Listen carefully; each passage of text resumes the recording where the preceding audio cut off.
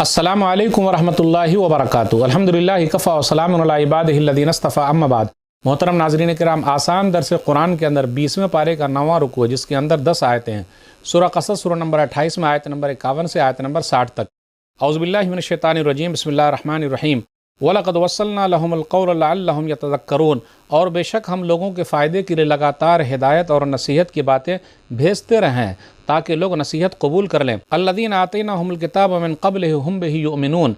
जिन लोगों को इससे पहले हमने किताब यानी तौरात दी थी, वही लोग इस कुरान पर भी ईमान लाते हैं। वइज़ा युतला अलैहिम क़ालू आमन्ना बिही इन्नहुल हक़्क़ु मिन रब्बिना इन्ना कुन्ना मिन क़ब्लिही मुस्लिमीन। और जब ईमान वालों को कुरान पढ़कर सुनाया जाता तो कहते हैं, हम इस बात पर ईमान लाते हैं कि बेशक ये कुरान हमारे रब की तरफ से सच्ची किताब है और हम तो पहले से ही मुसलमान थे। उलाइका युतौना अजरहुम मर्रतैन बिमा सबरू व यदरऊना बिल हसनति सय्यअह व मिम्मा रज़क़नाहुम युनफ़िक़ून।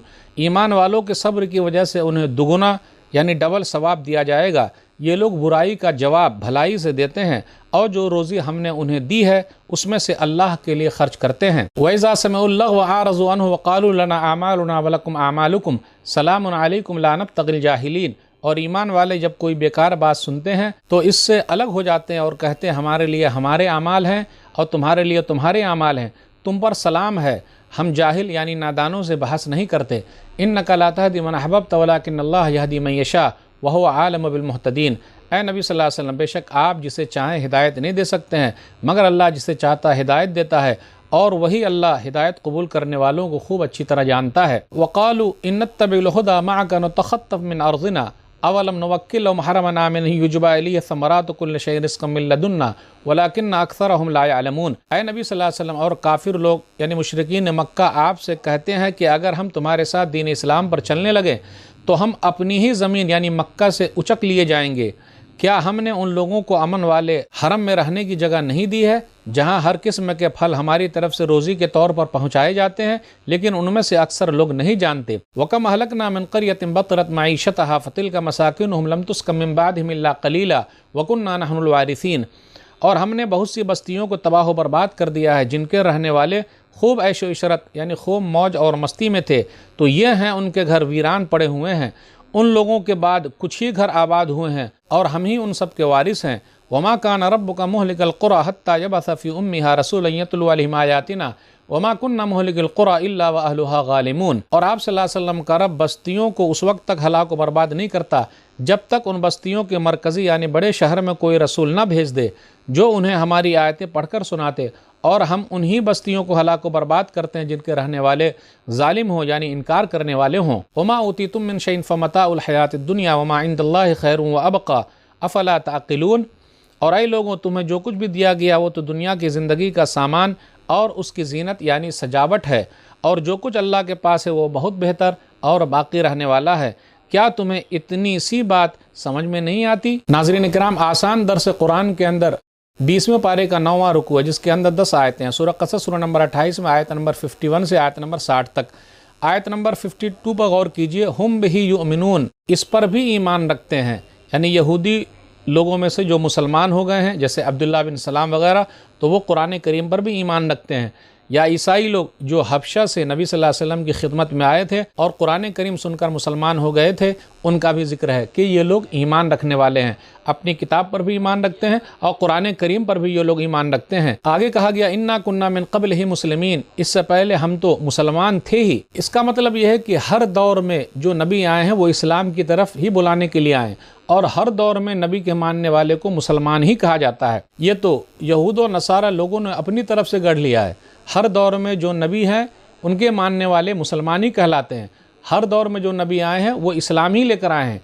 अंबिया अलैहिमुस्सलातु वस्सलाम इस्लाम की तरफ बुलाने के लिए आए थे। पहले इंसान से लेकर आखिरी इंसान तक, पहले नबी से लेकर आखिरी नबी तक जो दीन है वो दीन इस्लाम है और ये अल्लाह का दीन है और एक अल्लाह की तरफ ही लोगों को बुलाना है, और जो तौहीद का मानने वाला है वो मुसलमान है। आगे जिक्र है, उलाइका युतौना अजरहुम मर्रतैन बिमा सबरू, जो अहले किताब हैं लेकिन उन लोगों ने इस्लाम भी कबूल कर लिया है, कुरान पर ईमान भी लिया है, तो उनको डबल अजर मिलेगा क्योंकि उन लोगों ने सब्र किया है। एक हदीस पर गौर करें, सही बुखारी किताबुल इल्म हदीस नंबर 97, नबी सल्लल्लाहु अलैहि वसल्लम ने फरमाया, अबू हुरैरा रज़ियल्लाहु तआला अन्हु कहते हैं, सलासतुन लहुम अजरान, 3 لوگ ایسے ہیں جنہیں ڈبل اجر ملے گا۔ رجل من اہل الکتاب آمن بنبیہ و آمن بمحمد صلی اللہ علیہ وسلم، ایک وہ آدمی اہل کتاب میں سے جو اپنے نبی پر ایمان لایا پھر اس کے بعد نبی صلی اللہ علیہ وسلم پر ایمان لایا۔ نمبر 2 والعبد المملوک اذا ادى حق اللہ و حق موالی، اور غلام جو ہے جو اللہ کا حق ادا کرے اور اپنے مالک کا بھی حق ادا کرے۔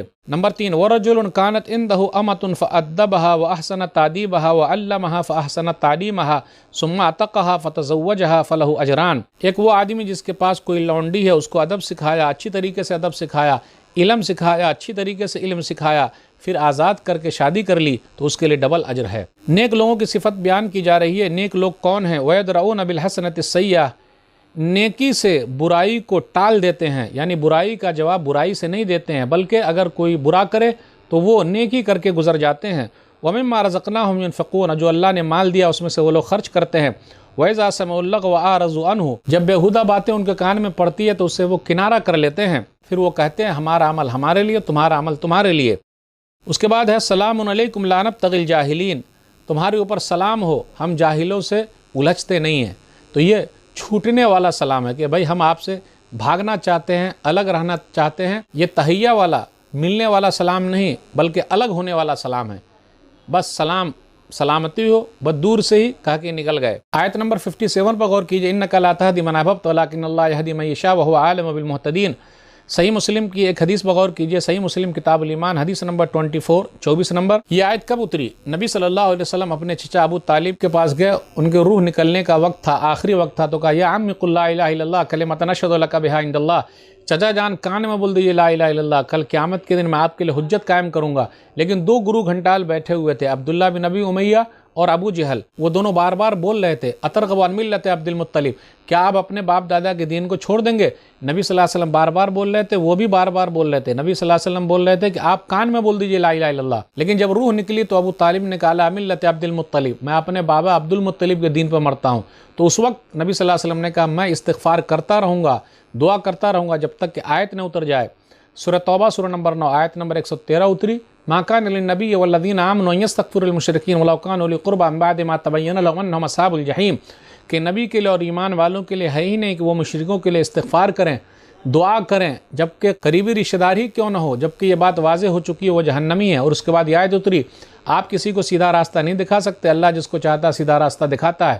سورہ قصص سورہ نمبر 28 آیت نمبر 56۔ اس کے بعد یہ بیان کیا جا رہا ہے کہ کافروں نے یہ کہا کہ اگر ہم آپ کے ساتھ اسلام قبول کر لیں، ان تتبعوا الہدی معک نتخطف من ارضنا، تو مکہ سے ہم لوگ اچک لیے جائیں گے، یعنی ہم کو کبھی شانتی نہیں ملے گی۔